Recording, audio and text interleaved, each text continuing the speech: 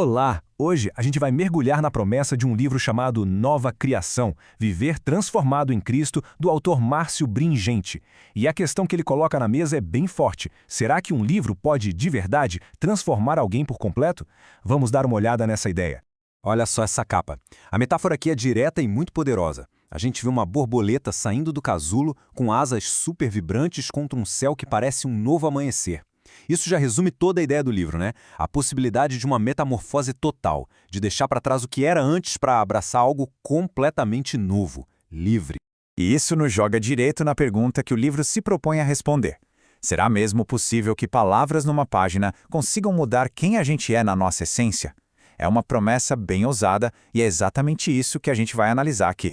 Então, o livro se apresenta não como um manual de instruções, sabe? Mas sim como o mapa de uma jornada. A proposta é que a própria leitura seja um processo de mudança.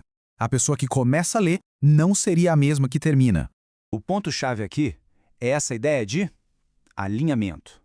O livro parte do princípio de que existe uma verdade fundamental sobre cada um, a chamada identidade em Cristo. E o objetivo é justamente alinhar a percepção de si com essa verdade. É como uma reconstrução que acontece de dentro para fora. Mas para reconstruir, o primeiro passo é crucial. Tem que desmantelar o que já existe. Então a jornada começa com esse desafio de encarar e se livrar daquelas identidades que, segundo o autor, foram construídas com o tempo, mas que não batem com a verdadeira essência. E olha, o contraste que ele propõe é radical. A narrativa é de uma substituição completa. Onde antes existia um sentimento de impureza, agora entra a ideia de purificação. Onde havia cativeiro, agora há liberdade. A ideia não é melhorar um pouquinho, mas sim mudar completamente de estado. Certo. A promessa é enorme. A gente entendeu.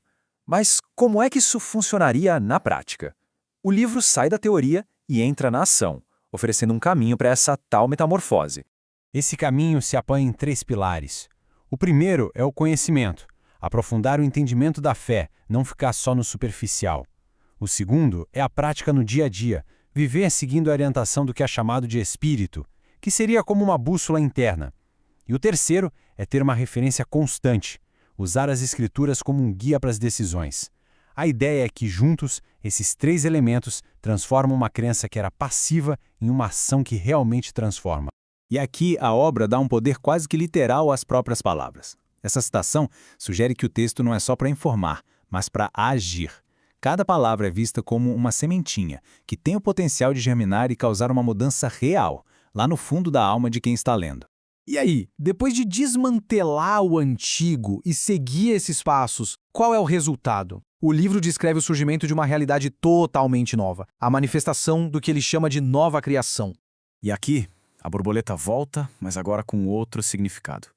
Ela não é mais só a promessa do que pode vir a ser, mas o símbolo do resultado alcançado, a nova identidade que surge, livre, deixando para trás o casulo da vida antiga. Essa citação resume o clímax da transformação. A promessa não é de uma melhora, de um remendo, mas de uma substituição completa. As coisas velhas passaram e tudo se fez novo, ponto final. Mas como é que essa transformação aparece no dia a dia? O livro aponta para resultados bem tangíveis. A confusão e a dúvida sobre a própria identidade dão lugar a uma certeza firme. A vida passa a ser vivida sob uma nova ótica, guiada pelo que é descrito como a luz da verdade divina. No fim das contas, o livro inteiro funciona como um grande convite. Não é só para apresentar uma ideia, mas para chamar quem lê a viver essa nova realidade por conta própria. E esse chamado tem um público bem específico.